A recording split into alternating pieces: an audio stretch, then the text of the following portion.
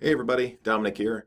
And recently we've had a number of faculty reach out to us asking about some best practices for conducting student virtual office hours.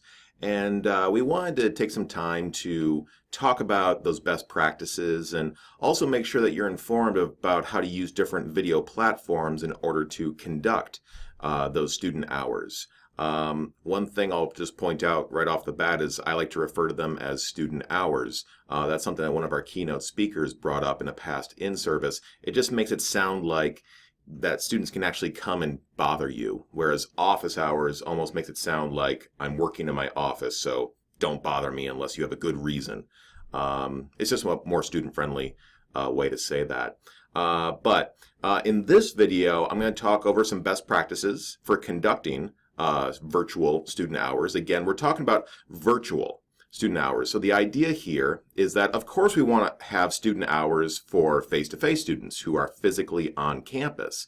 But for those students who can't make it to campus, or those students who are completely online and they have no intention of coming to campus, we want to still give them the opportunity to connect and to be able to ask their instructor questions and get support when they need it. So that's what we're really trying to tackle here, is giving students that opportunity. Of course, they can just call you on the phone or send you an email, but with a video conference, it makes it all the more of a stronger connection between the two of you. So that's what we're going to talk about here. So my first best practice with regards to virtual student hours is be very explicit with your students on when you are available for them to connect with you. Generally what you're going to do is you're going to hold these hours at the same time that you would hold your physical office hours. You'll have your video conference up and available for students to connect in, but you want to make sure that they know that's an option that's available to them. And you want to be persistent with that message. And so what I mean is, you don't just want to say in week one, oh, hey, I've got virtual student hours if you want to connect with me, and then not say anything about that for the rest of the semester. What I would do is, in your weekly check-in videos, which you should be doing, we want to, in addition to providing feedback, giving overviews, prepping students for the week ahead, remind them. Just say like, as always, guys, I'm available for virtual student hours at these times, so feel free to connect with me if you got questions. That's a great reminder to add to your weekly check-ins, so just keep that in mind.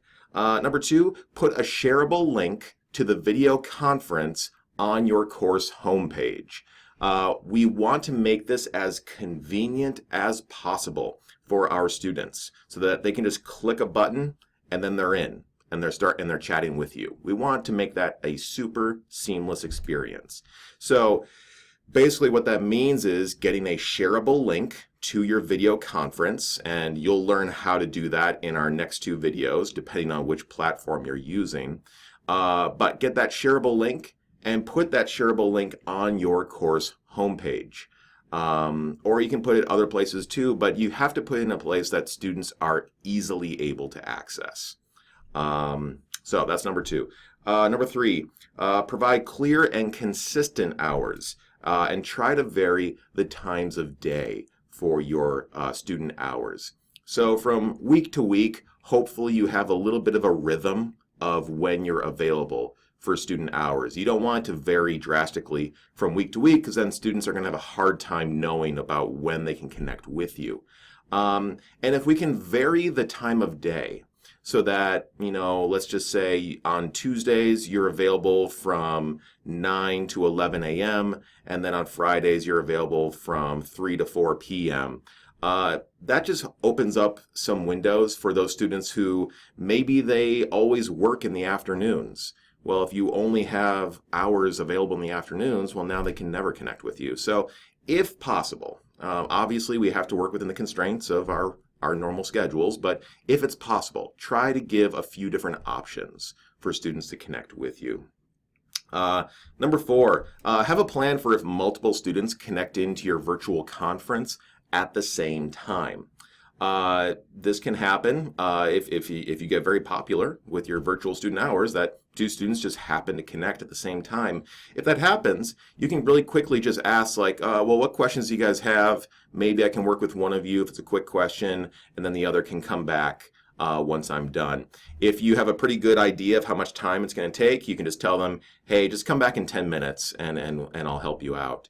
If you're a little unsure about how much time it's going to take, maybe just tell them, keep an eye on your email. I will send you an email as soon as I finish with this student here. But doing that just kind of gives students a heads up and allows you to, work with them one at a time, really just like you would if you had multiple students come to your physical office hours. Just let them know to come back in a few minutes and you can help them out. Number 5, make sure you can see when your students join your video conference. Regardless of which platform you use, there should always be some kind of an audio sound that plays when someone is trying to connect to your video conference. But those sounds can be easy to miss, especially if you have your volume kind of low. So my advice is if you have 2 monitors, if you can put the video conference on one of them, that's great. Not everyone has 2 monitors, and if you do have 2, you might be using both of them. So I would say just make sure that you are periodically checking in on that video conference. It's always preferable if we can have it somewhere on the screen so we can see it. And of course, make sure you have your sound turned up so you can hear that audio file if someone joins. But, just make sure that you have a way of knowing when someone joins. We don't want to have someone join in and trying to ask you questions and you're just not even aware that they're in there. And actually, I'll add an extra tip in there, which is if you have to get up from your desk and go use the restroom, go do whatever, you could keep the video conference going, but just put a little paper up in front of the camera that says back in 5 minutes. What that does is it lets the student know, like, oh, I can hang out and wait for my teacher to come back. If you just disconnect the conference, the student's going to go in to connect and think, oh, it's not online. I guess they're not available, and they probably won't try to come back.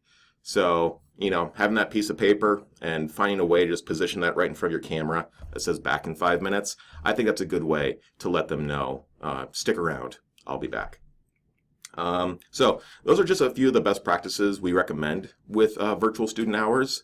If you have questions about how to do any of these things, of course, reach out to one of us in the CPD department. We'd be happy to help you out.